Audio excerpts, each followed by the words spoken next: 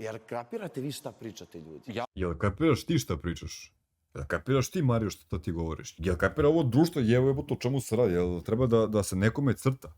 Šta postajemo, debili koji idu kao, za trendom, idem za trendom. Svi tverkuju, ajde ja da budem kurva. Svi, ne znam, tamo menjaju ribe, ajde ja da budem fencer, nije mi bitno više ništa. Kakve veze ima, danas sam mlad, sutra nisam, daj samo danas da proživim, droga, roli, belo.